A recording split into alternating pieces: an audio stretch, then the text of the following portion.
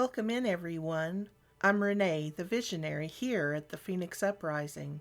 In this video, you'll see intuitively chosen images, each attuned to the current energy and meant to spark your inner knowing. This is a collective reading, so take what resonates and leave the rest for others. These messages are offered for guidance and inspiration, not as a substitute for professional advice. Let's begin by clearing the space. You'll hear 3 chimes starting now.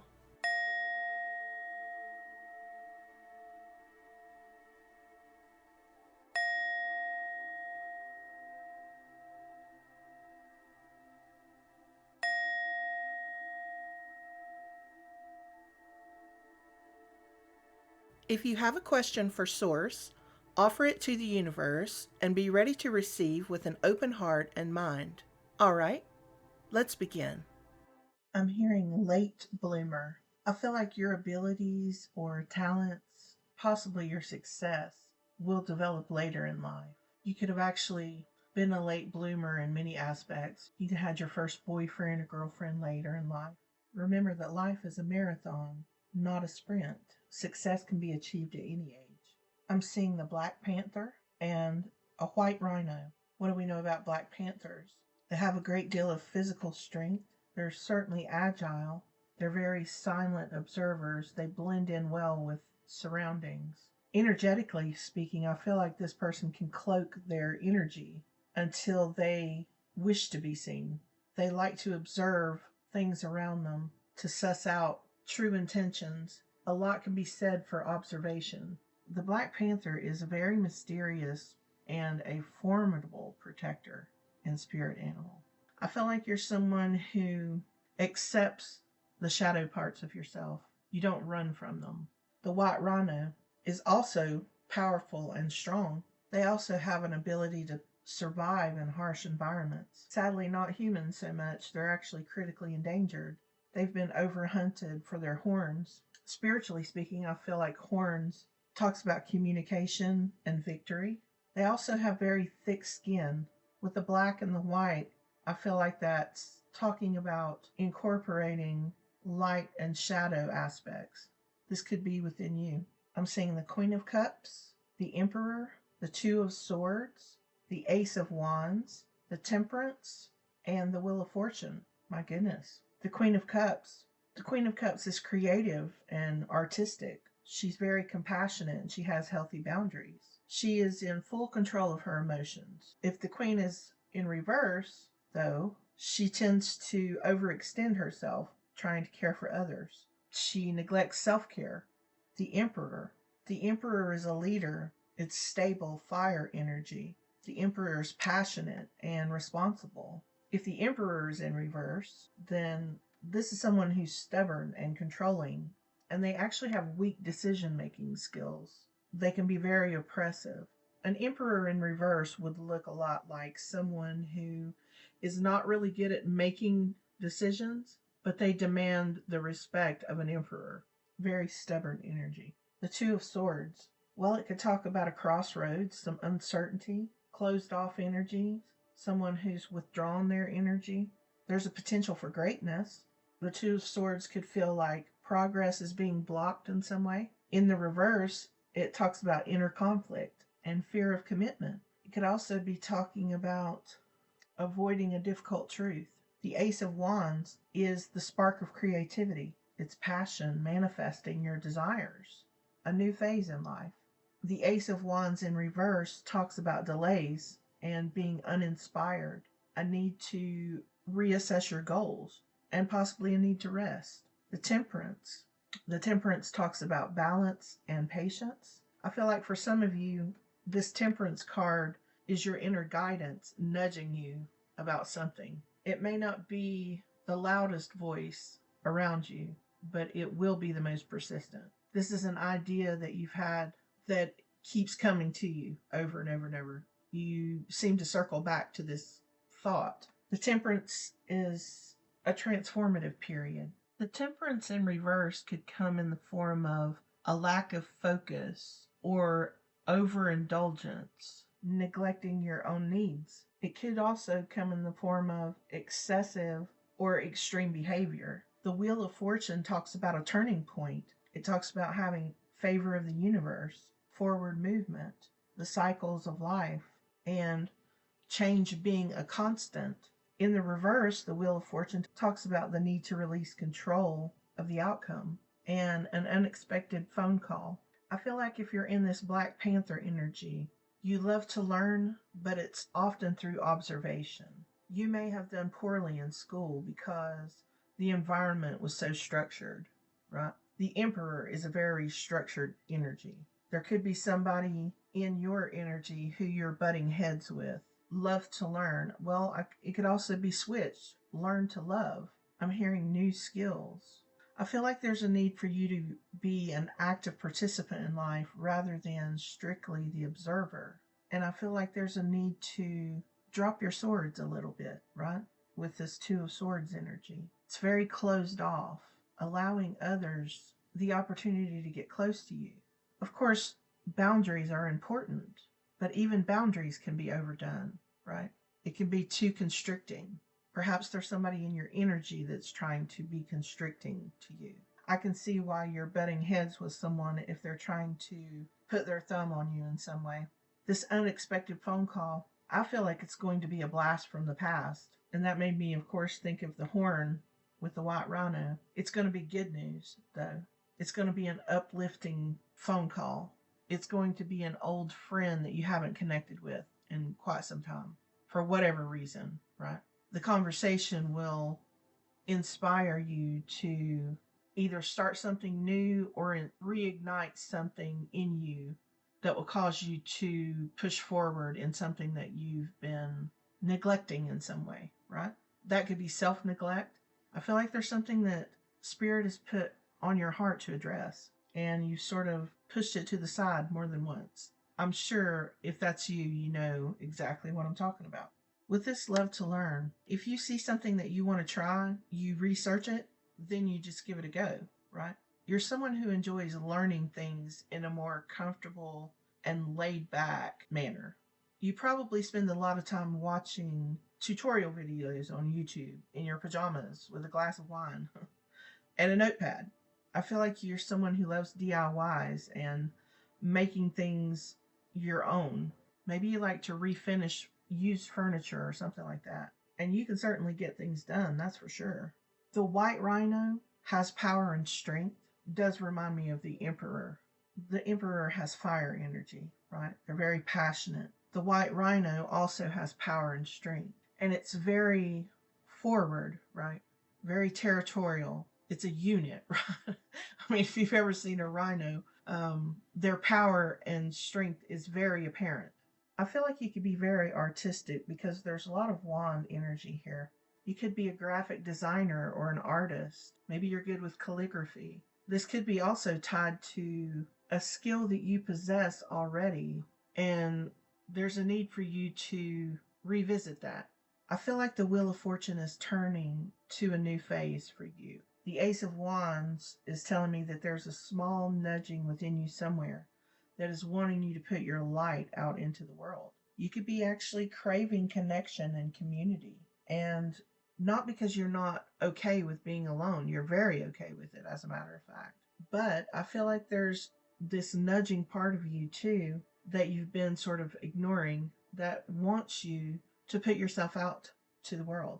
Healthy boundaries are great, but make sure that they are balanced, because the same walls meant to keep others out are the same ones that keep you trapped inside.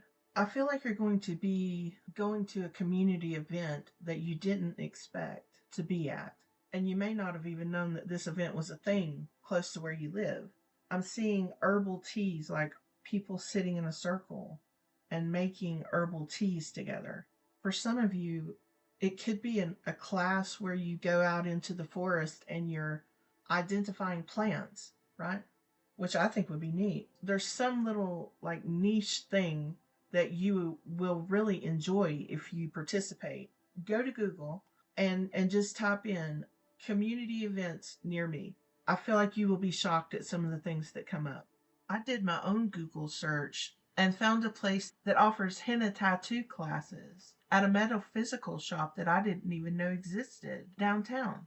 I feel like some of you need to put yourself out there, even if you're in incognito mode, right? Get yourself some big sunglasses and a big brimmed hat. Some of you need to let the sun shine on your face for 5 minutes. And 5 minutes is an acceptable amount of time here in the South. It's been so humid and hot, guys. I feel like you have so much passionate and creative potential, possibly for teaching and helping others, especially those who, like you, enjoy learning but in a more untraditional setting. Maybe you're going to be the one to share your skills with others. You could be starting a community activity in your area that showcases your talents. It doesn't have to be a large gathering. Perhaps it could be something that is done in your home. It could bring you a lot of joy. It could also be a source of income, right? I'm hearing room to grow, and I'm seeing like seedlings being separated, because I feel like there's a need for you to see what's working and what isn't with your finances. Maybe multiple income streams. It's given that kind of energy. I'm hearing somatics and breath work. This has come up a couple times on the channel recently. Somatics is the theory that emotions and trauma are stored in the body, and there's a need to release the tension, and that will promote healing. I would check into that. It's about regulating your nervous system. Dandelion. Well, it's good for liver and digestion support and cell damage protection. Spiritually, I feel like that's putting your wishes out into the ethers and casting seeds. Think about blowing on the dandelion, and all those little seeds are scattering and floating away on the breeze, right? With the Wheel of Fortune, I feel like there was a time where you felt like you had to try to control the outcome of how things were going to come about, how your future path was supposed to look. I feel like you've done a lot of work to release the need for control. I'm seeing lion's mane. Well, lion's mane is good for nerve regeneration. It's also thought to help with cognitive function. Spiritually speaking, lion's mane enhances meditation and spiritual awareness. It does this by reducing anxiety and improving cognition. Goldenrod. Goldenrod is also a late bloomer. It blooms in the fall. It's good for urinary health and decongestion. Spiritually, it's a symbol of wealth and prosperity, self confidence, and emotional well being. I feel like you being a late bloomer, I'm sure that there's a whole host of challenges that go along with that. But being a late bloomer also gave you a unique perspective on life. You've observed friends, siblings, other family members make mistakes and you took notes, right? There's an air of mystery around you. I feel like you're someone who's wise to manipulation tactics. You're a solitary person, but lately you've been pondering on what it would be like to let others close to you. I feel like you're manifesting your tribe, true friendship and camaraderie.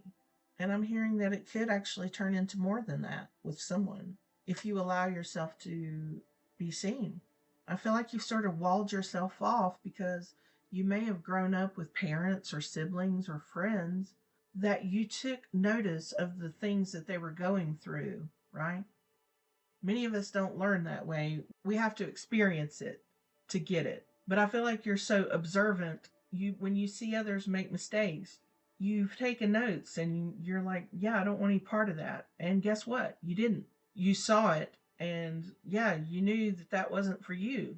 A lot of people, it's the exact opposite, right? They have to go through things and experience all the trauma and heartache to be able to understand that that's not for them, right? That's not the energy they want to be in. But I don't feel like you're like that. That late bloomer energy. You may be a late bloomer in love, for instance. I don't know that you're scared to be loved. I feel like love for you is not something that you're sure about, that you you really want to deal with someone else and what all they could bring. You can see manipulation tactics from far away, and you do have strong boundaries. because of the things that you've witnessed. You didn't need to throw yourself in the fire to learn these lessons. You've learned a lot of things through observation, which is actually pretty incredible. But there's part of you that's nudging you to put yourself out there. You want to be able to calculate the odds, right? And if the odds aren't pretty high, you don't want any part of it. Well, love is not so much like that. It's more of a wild card. Some things that aren't expected to last forever last for a really long time, don't they? Some things you think are going to last forever are like a flash in the pan. There is no true way to control love. You can pray for discernment, trust your intuition, but ultimately you have to put yourself out there and make yourself vulnerable in order to be loved, in order to love someone else. And just because you saw other people go through things that you do not want to go through doesn't mean that you're going to repeat those things. Even if it's family members, you are not your mother, you are not your father. Learning to love may be a new skill for you. Maybe it's time to learn a new skill. When are you going to see some forward movement? I feel like winter, your finances are going to improve. In winter, of course, right? The late bloomer. Some of the most beautiful plants in the world are late bloomers. You can be successful at any age. I feel like you're certainly going to be finding your community. You may be even creating your own community. You know what I'm saying? I feel like you have a certain set of skills that may be very niche, right? But just because it's niche doesn't mean that other people wouldn't enjoy it. I feel like if the universe is nudging you to take another look at this, maybe you should. It could be lucrative, and not only financially lucrative, but also emotionally fulfilling. And when I say to open yourself to love, I'm not just talking about romantic love, right? The love of a friend, a good friend, a close friend. I feel like there's a need in you to have connection, and it's time to stop ignoring it. Look up events in your community. You might be surprised what you find. May you be highly favored and abundant in all good things. I'd like to leave you with today's food for thought quote. It's never too late to be what you might have been. George Eliot. Stay true to yourself, trust the journey, and step boldly into your next chapter. Only up from here, and together we rise.